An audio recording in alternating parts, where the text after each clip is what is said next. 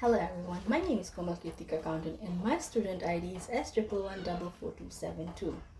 For my major assignment in this unit, I have chosen the essay question 1, that is Endangered Languages. This essay will answer two questions. What are the factors that have led to many Pacific languages being considered endangered? Does participation in higher education necessarily make it harder to sustain one's own language and culture? Or can higher education institutions actually become part of the solutions? What does the question mean? This essay question has two main parts. First, it asks why Pacific languages are becoming endangered. This means I need to explain the historical, social, and cultural pressures that weaken indigenous languages. This includes colonization, globalization, urban migrations, and the spread of English. Secondly, it asks me to reflect on the role of higher education. Does studying at university make it harder to sustain your language and culture because everything is taught in English? Or could higher education actually be used to protect and promote Pacific languages? In simple terms, my task is to look at both the threats to the Pacific languages and the opportunities for their survival. I will structure my essay in three parts. Firstly, I will explain the reasons why Pacific languages are considered endangered. Secondly, I will explore whether higher education is part of the problem or part of the solution. Thirdly, I will argue that higher education can become a solution, but only if institutions like USP commit to the valuing of Pacific languages. Besides, from the core readings, Gichio explains how colonial education systems in the Pacific privileged English and marginalized indigenous languages. This created the idea that local languages are not useful for success, but he also suggests that universities and schools can be redesigned to support indigenous languages if they use decolonizing approaches and culturally grounded teaching methods. In Fiji, we see this clearly. English dominates in schools, while Fiji Hindi and Atake are often seen as informal.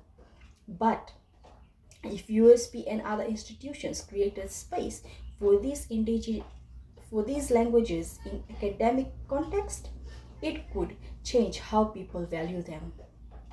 According to Giorin and Europe, they describe language endangerment as a situation where younger generations no longer speak their ancestral language fluently. The main threat they identify are globalization, migration, and the rise in dominant language like English. Importantly, they point out that when a language is lost, cultural identity and worldview are also lost. This is very relevant in Fiji. Among Indo-Fijians, younger generations sometimes prefer English over Fiji Hindi, and even standard Hindi is often confined to religious setting. Among Aitake, English is often used in urban families. If this trend continues, both Fiji Hindi and Aitake languages are losing domains of use. And according to Valakai and Hafoka, they focus on Polynesian elders, showing that elders see languages as beyond words. It carries cultural values, spirituality, and identity. They emphasize the importance of intergenerational transmission. This connects directly to my own experience. In many Indo-Fijian families, grandparents speak Fiji Hindi with us. That's how idioms, humors, and cultural stories are passed down. But in urban areas, many young people switch to English when they are talking to each other, which breaks down chain of transmission that Valakai and Hafoka highlights. Together, These three readings show us the main reasons of language endangerment, the deeper meaning of language in Pacific cultures, and the possibilities of education to become part of the solution.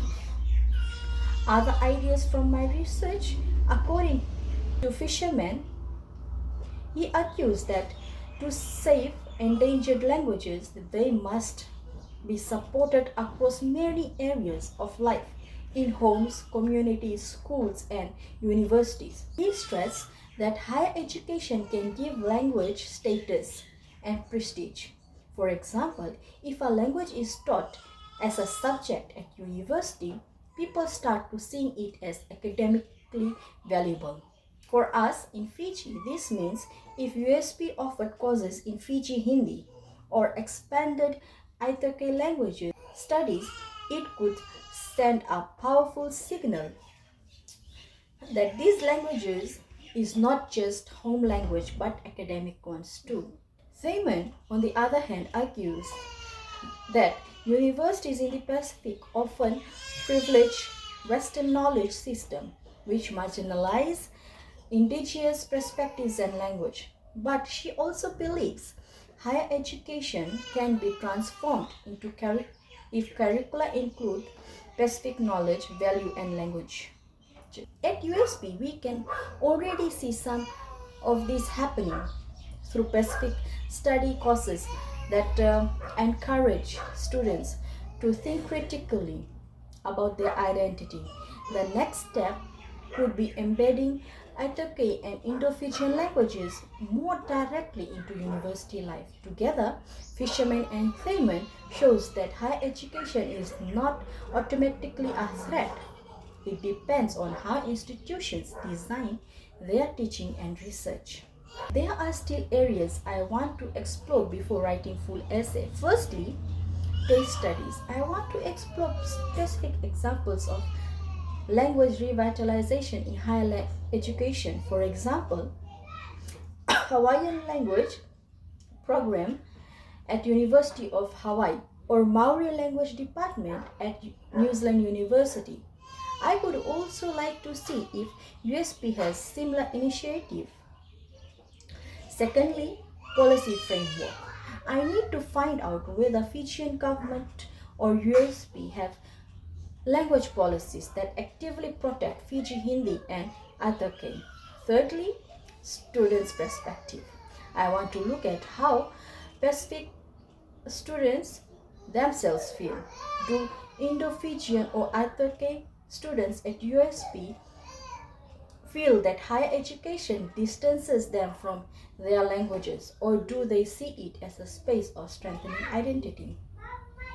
One challenge I faced is finding enough specific materials on Fiji Hindi. Much of the academic researchers focuses on large Pacific languages or on Aitake. Another challenge is balancing theory with real examples.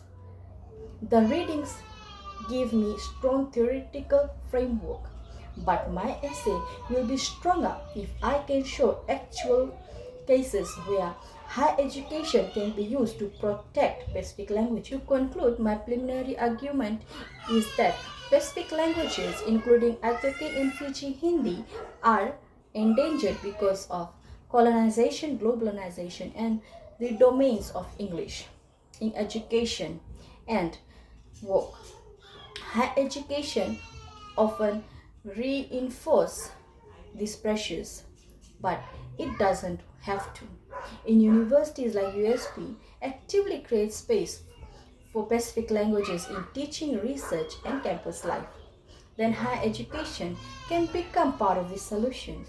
For Indo-Fijian like myself, this means seeing Fiji Hindi not just as a home language but as a language that belongs in the academic world as well.